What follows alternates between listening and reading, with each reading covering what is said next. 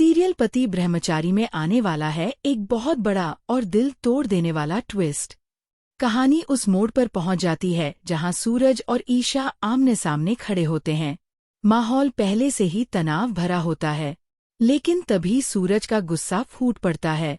गुस्से में डूबा सूरज ईशा पर ऐसे शब्दों की बरसात कर देता है जिनकी उसे खुद भी शायद उम्मीद नहीं थी।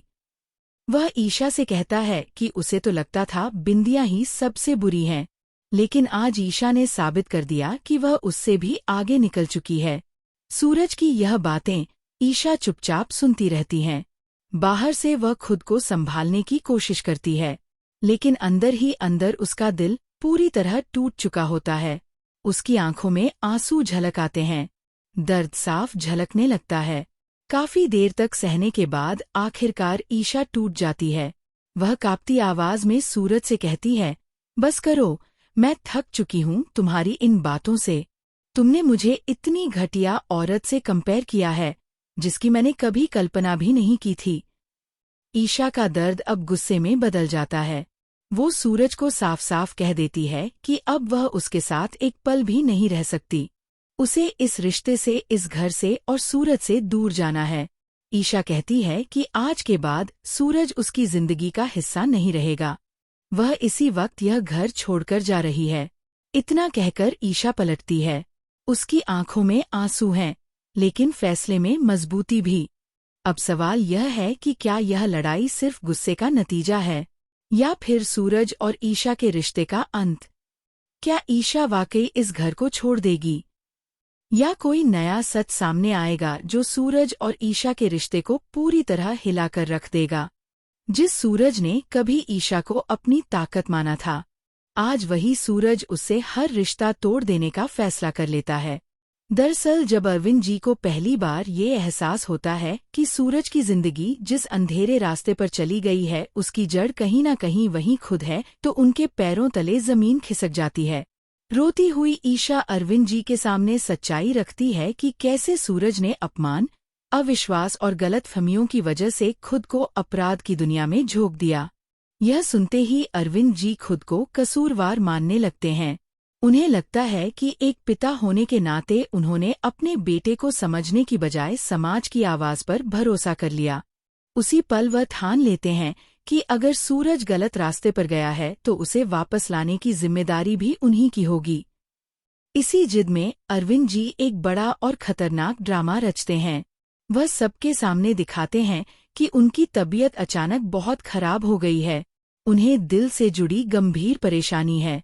इस पूरी योजना में वह ईशा को पहले से शामिल कर लेते हैं, क्योंकि ईशा को भरोसा होता है कि यही एक तरीका है जिससे सूरज दोबारा अपनी जिंदगी संवार सकता है।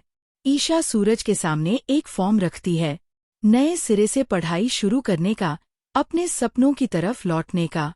कुछ पल के लिए सूरज का दिल पिघल भी जाता है। उसे लगता है कि शायद वह अपने पिता के लिए सब कुछ छोड़ सकता है, लेकिन तभी कहानी पलट जाती है। जब सूरज अपनी आंखों से सबूत देखता है कि ईशा और उसके पिता ने मिलकर उससे सच छुपाया है, तो वह पूरी तरह टूट जाता है। उसके लिए यह सिर्फ झूठ नहीं, बल्कि उसके भरोसे की हत्या होती है। गुस्से में भरा सूरज ईशा के सामने फट पड़ता है।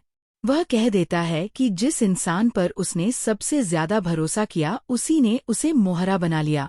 उसके लिए अब ईशा और बीते धोखे में कोई फर्क नहीं रह जाता। ईशा भी चुप नहीं रहती। वह साफ कह देती है कि उसका मकसद कभी सूरज को तोड़ना नहीं था, बल्कि उसे खुद से बेहतर इंसान बनते देखना था। वह यह मान लेती है कि शायद उसने जरूरत से ज्यादा दखल दे दिया। टूटे हुए दिल से ईशा माफी मांगती है और कहती है कि आज के बाद वह सूरज की जिंदगी में कभी दखल नहीं देगी।